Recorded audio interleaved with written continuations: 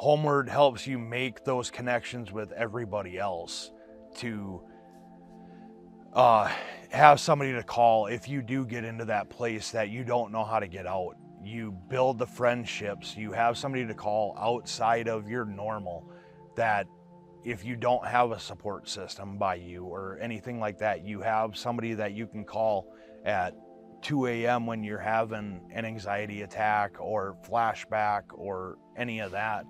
And you make connections to have that ability to do stuff like that. And it's awesome to be able to get back into nature, to basically get a sense of peace in the war that's going on inside.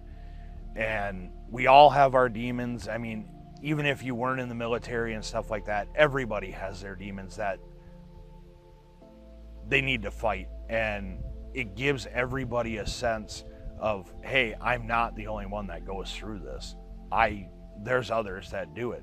Some people's demons are worse than others. Others, it's not as bad. But knowing that you have somebody that has those demons or has defeated those demons is able to help you with that. And that's the biggest thing, is being able to know that somebody has your back no matter what.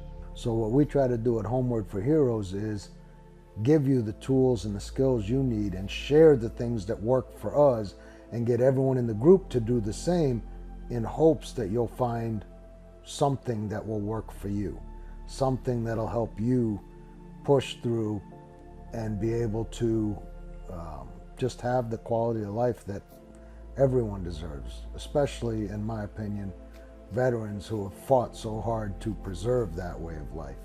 You should have a good quality of it.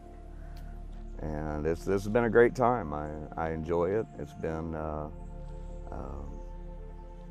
great, enjoying some camaraderie and some companionship. It's been a great group of people. Can't wait to come back up and do it again. This was a very both enjoyable, but it was a weekend full of humility too. We were able to get to some of our core issues and get them ironed out over the fire. And like I had mentioned, you know, it's not always feedback that's helpful. It's just somebody listening to your story. So I absolutely love it, to get the camaraderie going again, to feel that brotherhood again of like when I was in the military, because there isn't a lot of places that you feel that anymore. It's the biggest thing is a lot of the world today is out for themselves. They don't have your six, or they're always trying to stick you in the back. But anybody that's been in the military, we always have each other's back. It doesn't matter, Army, Navy, Marine Corps, Air Force, Space Force, we all have each other's back.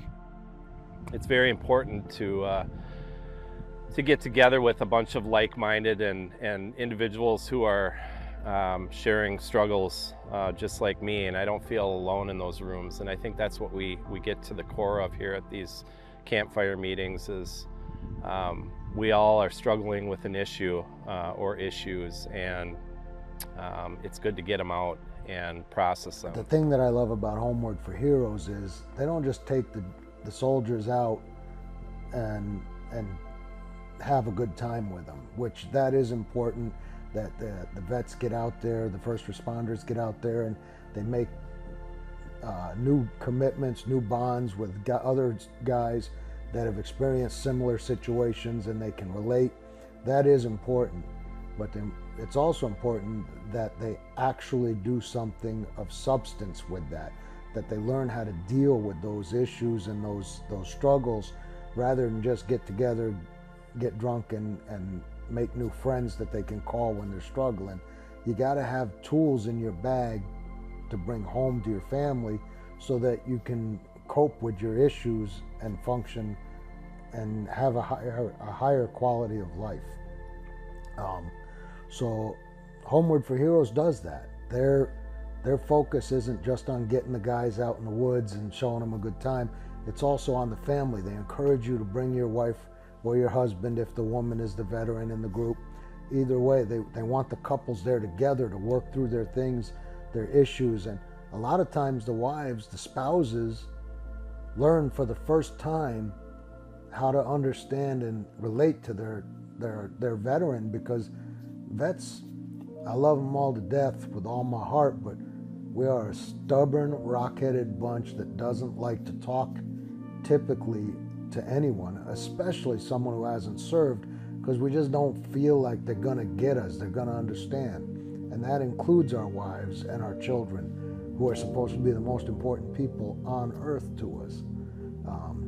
So it makes it very tough, especially for that spouse, to understand why their veteran can't relate to them, can't open up to them, can't tell them things. Well, then when you get into a group with other veterans, you start working through these workbooks and you start talking about your issues.